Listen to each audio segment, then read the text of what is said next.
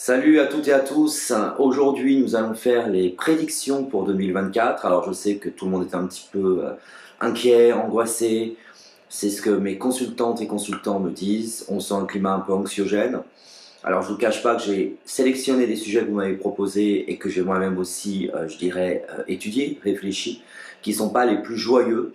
On va finir sur une note un petit peu plus drôle, je dirais, entre guillemets. Mais effectivement, aujourd'hui, on va plutôt traiter des sujets. Je n'ai pas encore fait de tirage, vous savez comment je fais mes prédictions 2024, hein, comme un petit peu en direct. C'est-à-dire que je ne prépare pas d'avance, sauf les questions, le contenu de mes vidéos. Je le découvre en même temps que vous. Mais étant médium, effectivement, vous devez bien savoir ou deviner que je ressens les choses sans les cartes. Heureusement d'ailleurs. Alors, on a 1, 2, 3, 4, 5 sujets. Je crois que je fais toujours 5 sujets en moyenne par année. Alors, une chose que je voulais vous dire aussi, d'abord tous mes meilleurs vœux, avant toute chose. J'espère que l'année à venir sera meilleure que l'année qu'on vient toutes et tous de passer, qui ne fut pas une année très positive pour beaucoup de monde. Alors, il fait un froid dehors. On ne se rend pas compte avec la luminosité que j'ai de la fenêtre, mais je peux vous dire qu'il y a une tempête ici où je suis. Donc la cheminée, c'est Noël, on reste dans une énergie positive et on va essayer de faire une bonne séance de voyance sur l'actualité nationale et internationale. Alors je vous rappelle que vous avez évidemment la possibilité de me consulter en privé, en consultation privée. Vous trouverez les informations qui vont s'afficher sur l'écran sur mon site. C'est mon site officiel, il n'y en a qu'un, c'est celui-ci. Et vous avez le droit à moins 50% sur votre première consultation avec le code qui s'affiche maintenant à l'écran également. Vous rentrez ce code au moment où vous créez votre compte parce qu'après c'est trop tard. Donc c'est très important que vous rentriez le code au moment où vous rentrez votre numéro de carte bancaire. Voilà, et je vous rappellerai tout ça à nouveau à la fin de notre vidéo, tout simplement. Alors, je ne vous cache pas que le premier sujet, évidemment, qu'on va traiter, c'est le conflit au Moyen-Orient, mais aussi la guerre en Ukraine. J'ai délibérément refusé de faire les choses séparément, parce que je ne suis déjà pour ni d'un parti ni pour l'autre, je veux dire, dans cette histoire de guerre au Moyen-Orient. Et c'est toujours très casse-gueule, très compliqué dans ces cas-là de faire quelque chose qui soit juste parce que ça agit sur des milliers de personnes, voire des millions. Et pour moi, j'ai préféré sur une note positive qu'on regarde un petit peu ce que les guerres, parce que maintenant nous en avons deux, majeures, vont donner en 2024. Alors je coupe, vous connaissez ma méthode. Bon, alors déjà, on sent qu'il y a un choix, un vrai choix, c'est-à-dire que ça nécessite vraiment de prendre des bonnes décisions. Les décisions seront prises, que ce soit le conflit au Moyen-Orient ou en Ukraine, les décisions seront prises de toute manière en 2024. Ça c'est sûr, ça ne devra pas traîner plus que 2024 pour moi. Alors on y va. Alors ce sera une vidéo assez longue, hein, je vous préviens, donc prenez un café, un thé, asseyez-vous chaudement, relaxez-vous parce qu'on a plusieurs sujets à voir ensemble. Bon, situation présente, blocage. On a l'ermite, c'est assez clair, rien ne bouge rapidement, donc même si j'annonce 2024, c'est pas évidemment au début de l'année qu'on va régler ce problème. Vous voyez, c'est l'ermite, c'est pas ça du tout qui va régler le problème. Un homme plutôt âgé, l'empereur, qui peut-être me fait penser au président américain, peut-être M. Biden. C'est ce que je ressentais en médiumnité, va siffler la fin de la récré, que ce soit au Moyen-Orient ou que ce soit effectivement en Ukraine. Des signatures, donc il y a des accords qui s'annoncent, et on a la réflexion, si vous voulez, la sagesse des choses, la sagesse des bonnes réflexions et des bonnes décisions. Donc ça s'annonce avec un changement en synthèse. Donc pour moi, en résumé sur ces deux guerres en 2024, alors évidemment que la guerre au Moyen-Orient ne va pas trouver une solution en 2024, ça fait 50 ans que ça dure, mais disons qu'il y a certainement un accord de paix qui, on l'espère, aboutira sur quelque chose qui soit sur du long terme et du durable, et plus ces conflits qui sont terribles évidemment, et dont le reste de la planète aussi subit un petit peu les foudres d'un côté ou de l'autre de ce qui se passe, et il y a des gens qui meurent, des deux côtés d'ailleurs, même en Ukraine, hein. Les soldats russes quelque part sont les premières victimes aussi de leur régime, et les soldats ukrainiens évidemment, de tout ce qui leur arrive. Donc on leur souhaite vraiment beaucoup de courage et plein de bonne énergie pour 2024, hein, que les choses tournent en tout cas dans le bon sens. On va passer à l'économie mondiale et nationale. Donc on va commencer avec l'économie internationale. On va regarder ce qui se passe. Ça va très mal, vous voyez. Je veux dire, on a effectivement une situation qui ne peut pas durer. On voit que l'hiver va être terrible. Pas de façon uniquement individuelle d'ailleurs, hein, mais l'hiver va être terrible de façon globale. C'est-à-dire qu'effectivement, on a une situation qui est terrible. Terrible, terrible, et on parle d'économie. Hein. On ne parle même pas des gens, de leur porte-monnaie. Je regarde de façon globale. Et c'est assez inquiétant évidemment, puisque ça a les répercussions pour nous, en tant qu'individus, bien sûr. Alors, ouais, voyez, pour le moment, il y a quand même beaucoup de réflexions sur ce qui peut être fait. Je crois que personne ne maîtrise la situation. Vous voyez, on voit, ça s'est sorti à gauche, c'est la réflexion, l'intelligence. Ce qu'on voit surtout, c'est qu'il n'y a pas de solution. C'est qu'il n'y a pas, effectivement, pour le moment, personne n'a les clés pour régler ce problème. Hein, ce problème qui est mondial, parce que je regardais au niveau international d'abord. Automne 2024, c'est ce que ça nous dit dans l'oracle de lumière, à horizon nouveau. Donc, les choses ne s'amélioreront pas si elles s'améliorent. Hein, et c'est ce que moi je vous prédis, ça va s'améliorer légèrement avant l'automne 2024. Donc ça veut dire qu'on a encore des périodes très difficiles à vivre d'un point de vue international. Alors j'ose même pas vous dire ce qui va se passer au niveau national. Donc on va regarder un petit peu pour la France, puisque vous savez de toute façon tout est interconnecté, hein, que ce soit pour revenir à des valeurs soi-disant nationalistes ou des valeurs de je ne sais quoi, de toute façon le monde est interconnecté. Le commerce international, ça s'appelle les vases communicantes. Hein. Si on veut vendre nos produits, bah, il faut qu'on achète aux autres, etc., etc. Donc j'avoue, tout ça me laisse perplexe. Bon, on voit certainement des aides, encore et encore, du gouvernement français. Hein. Je pense que ça représente le président français. On a des aides effectivement qui vont encore être distribués, de l'argent encore donné, effectivement, un petit peu n'importe comment. Et celle-ci ne veut pas venir. Et on a le silence, effectivement. Bon, franchement, vous savez, je ne suis pas quelqu'un de pessimiste hein, à la base.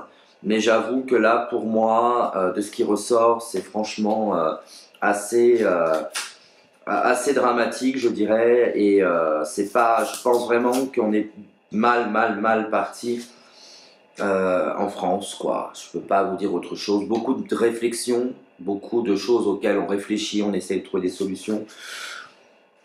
Vous voyez, j'ai le silence, hein, donc ça représente, si vous voulez, une forme d'inaction. Donc, qu'est-ce que je vous dise? Pour moi, cette année va être une année compliquée à venir pour l'économie française. Donc, évidemment, pour les Français dans leur quotidien, ça continue. Comme je voyais octobre étant mieux, mais ça ne veut pas dire que, évidemment, tout va bien et que tout est réglé. Donc, voilà. En gros, en résumé, économie internationale qui va pas très bien, qui a un rebondissement sur automne, pardon, l'année prochaine. Et la France, par contre, qui va pas extraordinairement bien. Ça, c'est le moins qu'on puisse dire.